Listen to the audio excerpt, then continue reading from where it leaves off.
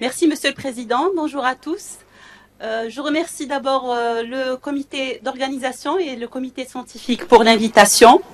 En fait, on m'a demandé de présenter un travail qui est très intéressant, qui est très vaste, et c'est un motif très fréquent de consultation. Il s'agit des fièvres prolongées. Après quelques définitions, nous allons voir la démarche diagnostique. On va donc énumérer quelques étiologies avant de conclure. Donc la fièvre est une hyperthermie pathologique. Elle est due au dérèglement du centre hypothalamique et qui est donc influencé par des pyrogènes, que ce soit dû à des bactéries ou bien des mycoses, ainsi de suite. Alors, la fièvre est un symptôme qui est très fréquent dans les maladies infectieuses, mais n'est pas toujours synonyme d'infection. Et inversement, au cours de certaines toxi-infections, il n'y a pas de fièvre. Je dirais même que dans certaines pathologies, l'exemple bien sûr c'est le choc septique, il y a même une hypothermie. Toujours est-il, les fièvres prolongées sont définies comme une température supérieure à 38,3 degrés Celsius depuis plus de 20 jours.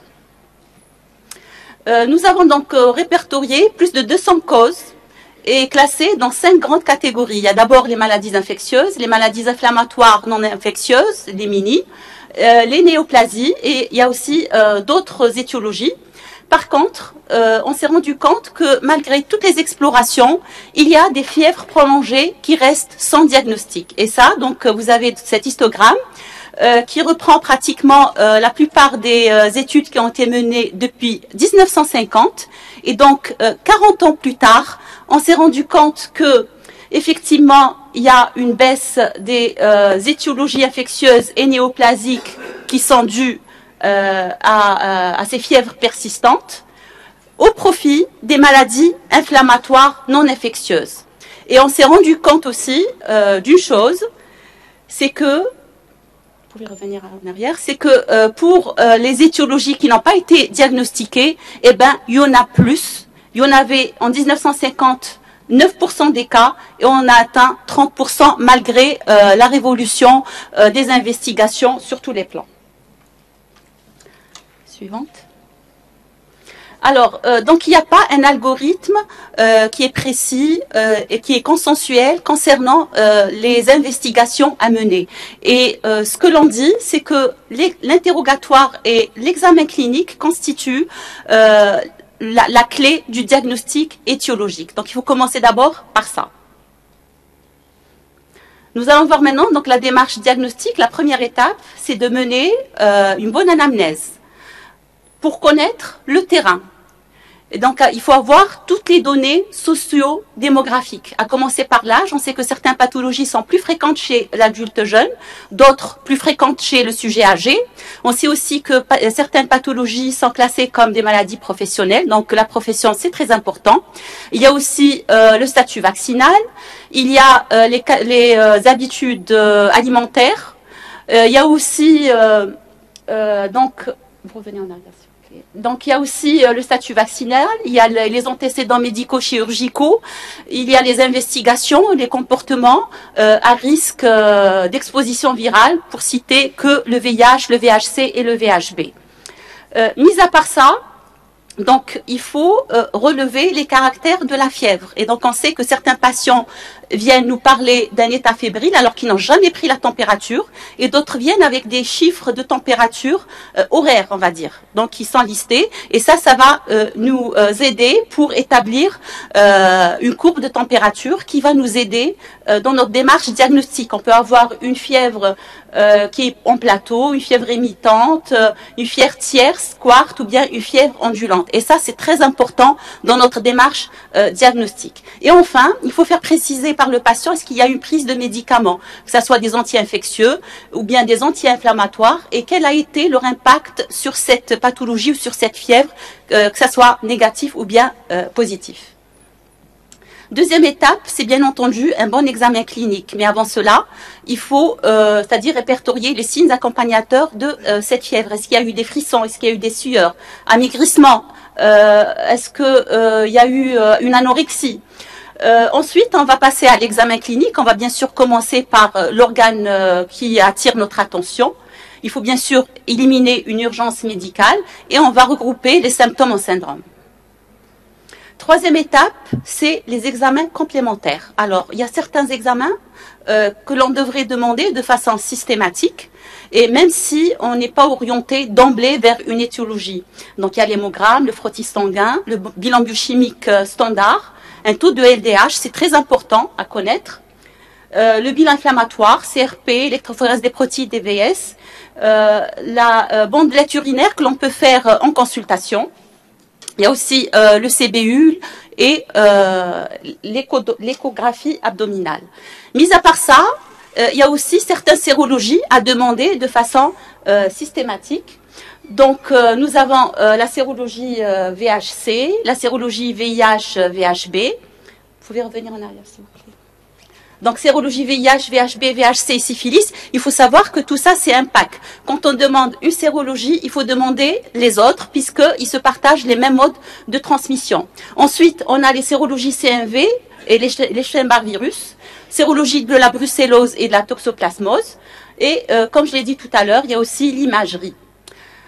Ensuite, on va s'intéresser aux pathologies qui ne sont pas infectieuses. Nous avons donc le bilan immunologique, donc minimum, c'est bien sûr le facteur rhumatoïde, complexima circulant et les anticorps antinucléaires. Sans oublier la TSH. Il faut savoir la demander. Oui. Donc, on reste toujours dans les examens complémentaires. Donc, il se trouve que chez certains patients, malgré tous les examens que nous avons demandés, eh ben, on n'est pas orienté. À ce moment-là, il faut élargir le bilan et on va aller bien sûr du moins de l'inoffensif au plus invasif. Donc, il y aura d'autres sérologies qui sont qu'il faut savoir demander et qui sont bien sûr coûteuses. C'est pour ça qu'il ne faut pas les prescrire d'emblée. On a aussi l'endoscopie, on a la tomodensitométrie ou bien l'IRM, la scintigraphie, l'écho Doppler cardiaque et enfin les biopsies. Suivant. Avant d'entrer dans le vif du sujet, j'aimerais bien que l'on apprenne à éliminer les fausses hyperthermies. Donc, vous avez la poussée dentaire, par exemple, chez le nourrisson. Vous avez l'hyperthermie physiologique chez la femme enceinte. On a aussi des hyperthermies qui sont auto-induites par injection de substances. Donc, tout ça, il faut savoir l'éliminer. Comment? Donc, on a un bon état général, il n'y a pas de tachycardie, et enfin, le bilan biologique est tout à fait normal. Et quand un patient se présente en consultation, eh ben, c'est le médecin qui prend lui-même la température. Donc, quelles sont les étiologies de la fièvre prolongée ou bien au long cours? Donc, j'ai repris donc ce tableau qui est remarquable et donc qui figure dans une revue indexée. Donc, on sait que parmi les étiologies des fièvres persistantes, eh ben, elles sont connues dans pratiquement 90%, suivante, et dans 30%, il s'agit de pathologies infectieuses. Donc, nous allons commencer par les étiologies infectieuses bactériennes,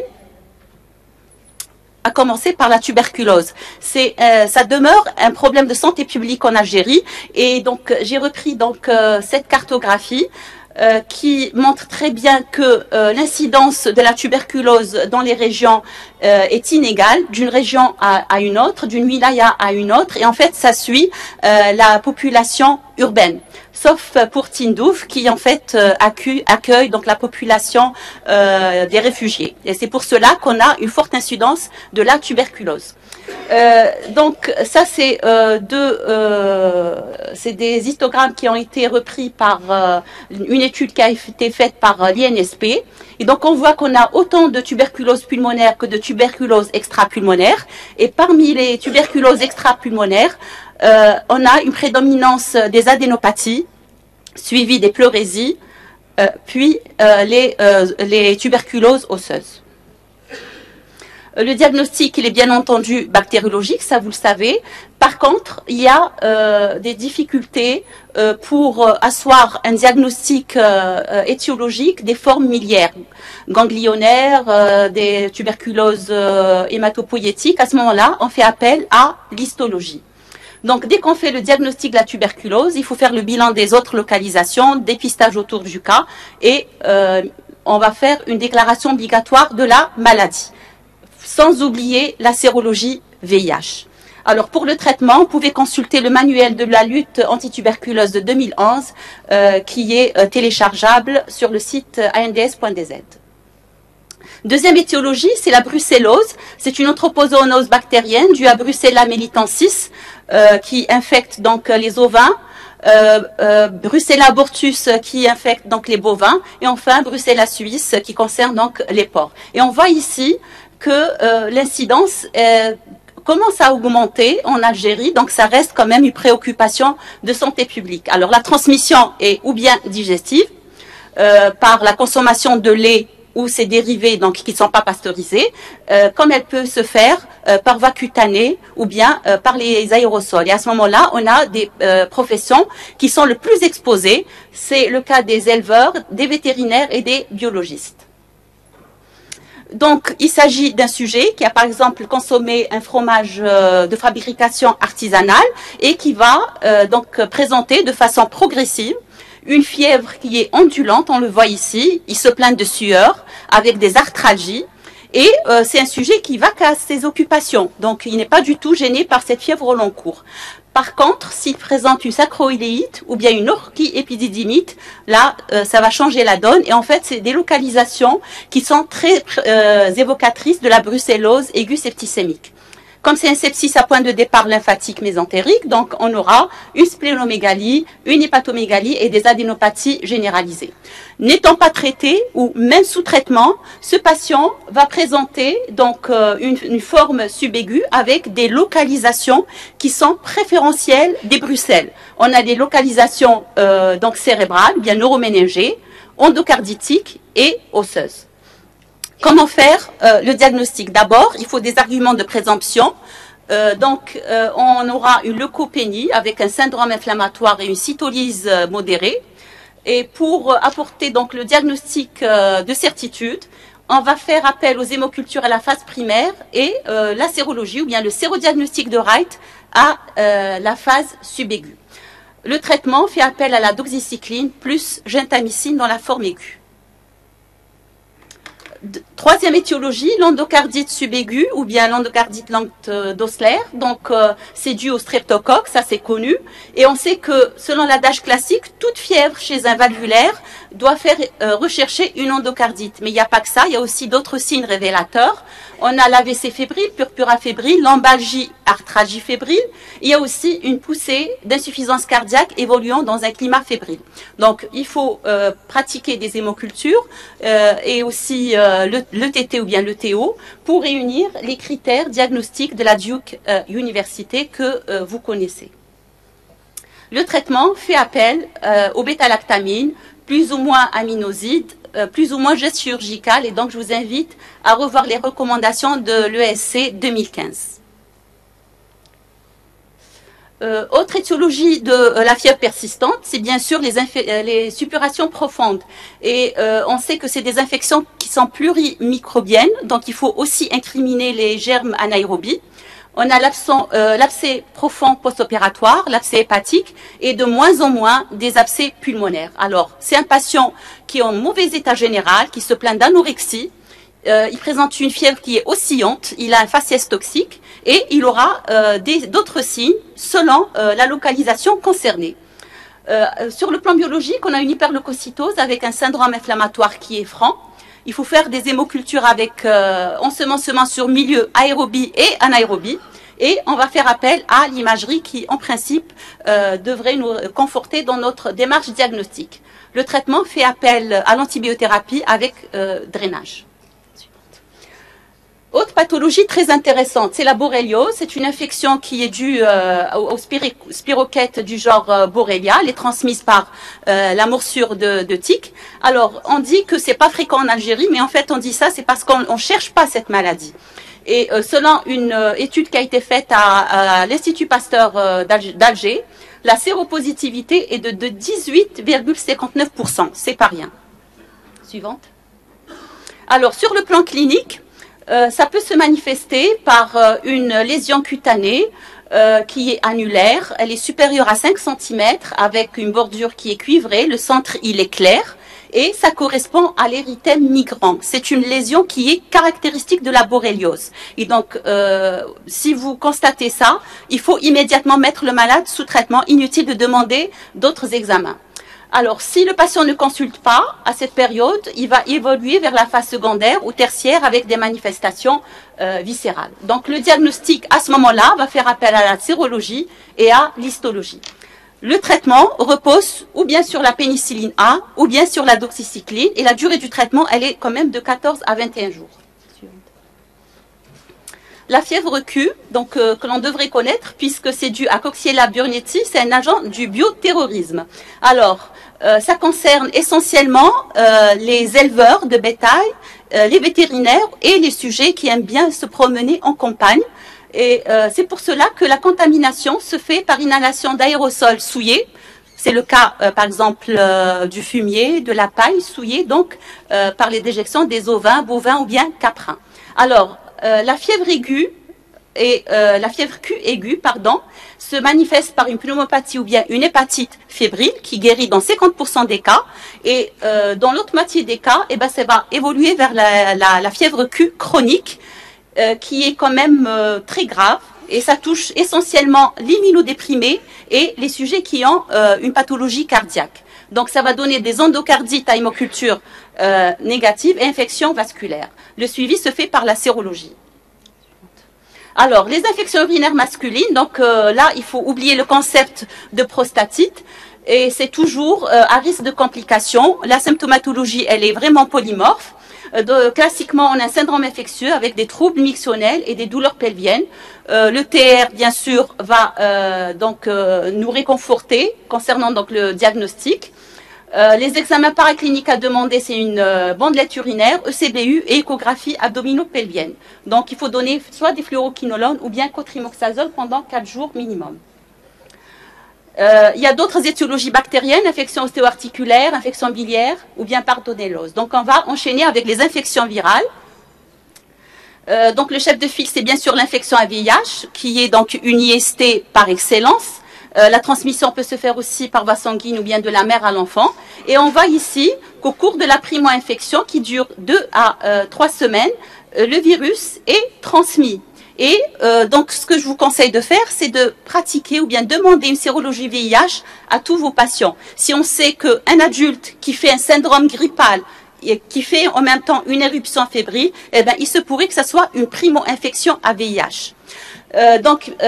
Suite à cette primo-infection, on a une phase qui est asymptomatique, qui est longue, qui dure plusieurs années, suivie du sida. C'est le stade ultime de l'infection. Et donc ça, c'est la classification CDC de l'infection VIH-Sida. Vous voyez qu'il y a des formes asymptomatiques. Il y a une dysplasie du col chez la femme. Donc on a des cancers, on a des infections opportunistes. Ces infections opportunistes sont vraiment très variées. Ça touche pratiquement tous les organes. Donc, il faut rater aucune occasion de demander une sérologie VIH. Le traitement, il est disponible bien sûr en Algérie et c'est l'association d'antirétroviraux. Autre étiologie virale, c'est l'infection à Epstein-Barr virus, responsable de la mononucléose infectieuse. Ça se transmet essentiellement par voie salivaire. On dit que c'est la maladie des fiancés. C'est en fait un adulte jeune qui vient pour une fièvre avec asthénie prolongée. Quand on l'examine, on trouve une angine. Donc, au plan biologique, on a un syndrome mononucléosique. Donc, quand on demande un bleu, on aura de grands lymphocytes activés qui sont hyper basophiles, associés à une cytolyse hépatique. Donc, comment faire le diagnostic? Eh ben, il faut demander une sérologie qui va montrer les anticorps anti-VCA et on a l'absence des anticorps anti-EBNA. Le traitement, il est symptomatique. L'infection à CMV se transmet pratiquement par tous les liquides biologiques, surtout par la salive. Ça ne pose pas problème pour le sujet qui est immunocompétent, puisqu'on a une fièvre au long cours avec un syndrome mononucléosique. Par contre, chez l'immunodéprimé, on décrit la maladie à CMV avec des localisations qui sont très graves, encéphalite, rétinite, pneumonie ou bien localisation digestive. C'est une urgence thérapeutique. Donc, sur le plan biologique, on a un syndrome mononucléosique avec une neutropénie, thrombopénie et cytolyse hépatique. Et c'est la sérologie, ou bien la charge virale, ou bien l'histologie qui fait le diagnostic. Bien sûr, le traitement curatif et prophylactique s'adresse uniquement aux sujets immunodéprimés. Alors, pour les infections parasitaires, oui, donc pour la mémose hépatique, je ne vais pas m'étaler là-dessus, il faut uniquement faire une sérologie puisqu'il s'agit d'une suppuration profonde. Par contre, pour la toxoplasmose, que vous connaissez très bien, c'est un test que l'on demande à la femme enceinte. Il faut savoir aussi le demander chez l'immunodéprimé puisque ça va donner une fièvre au long cours avec des localisations qui sont très graves. Donc sérologie avec imagerie ou bien fond d'œil. Le traitement repose sur le cotrimoxazole.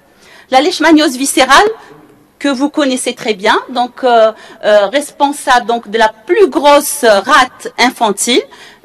Donc la fièvre, elle est bien sûr longue, elle est folle, irrégulière, ça ne répond pas aux anti-infectieux usuels. Et ça peut donner aussi une hépatomégalie avec adénopathie. Donc sur le plan biologique, on a un syndrome inflammatoire, pancytopénie avec une hypergammaglobulinémie. Pour faire le diagnostic, on a la sérologie, la ponction de moelle ou bien carrément la PCR. Et n'oubliez pas de demander une sérologie VIH parce qu'il se pourrait que ça soit une co-infection VIH-Leishmania. Alors, on va terminer avec le paludisme. Donc, c'est dû au plasmodium. C'est une pathologie qu'il faut toujours évoquer devant une fièvre et plus généralement devant tout symptôme chez un voyageur qui consulte au retour d'une endémie, zone d'endémie palustre. Alors, la transmission se fait par la piqûre d'anophèle et on craint surtout la plus grande urgence médicale en parasitologie, c'est-à-dire l'accès palustre grave qui va donner une encéphalopathie aiguë fébrile avec une faillite polyviscérale. Donc, il faut demander les deux techniques de référence, frottis sanguin, goutte épaisse. Alors, on termine avec les infections mycosiques. Donc, les principales mycoses systémiques sont les candidoses, l'aspergillose et bien sûr cryptococcus qui sont opportunistes. C'est favorisé par une immunodépression. Donc, dès qu'on a une infection VIH ou patient sous immunosuppresseur, par exemple, il faut l'évoquer devant une fièvre au long cours. Donc, on va demander, selon le cas, des hémocultures, une antigène galactomanane sérique ou bien antigénémie cryptococcique. Et le traitement, bien sûr, il est spécifique pour chaque pathologie, sauf qu'on souligne l'intérêt de l'amphotéricine B liposomale qui peut être active sur l'ensemble de ces infections. Enfin, il y a les étiologies non infectieuses des fièvres persistantes qui sont de l'ordre de 60%. Il y a les étiologies néoplasiques, hémopathie, tumeurs solides. Il y a les maladies inflammatoires non infectieuses, maladies de Stein, maladie de Horton, le LED. Il y a aussi les maladies granulomateuses avec comme chef de file la sarcoïdose. Et enfin, on a des causes diverses qui peuvent être endocriniennes, thyroïdites ou bien hyperthyroïdie, la maladie thromboembolique qu'il ne faut pas méconnaître. Donc, en conclusion, les fièvres prolongées sont des motifs fréquents de consultation. Donc, ça nécessite donc une recherche active de l'étiologie. L'orientation diagnostique, comme on vient de le voir, repose sur un bon interrogatoire, un bon examen clinique et qui sera donc complété par une exploration qui doit être raisonnée. Je vous remercie.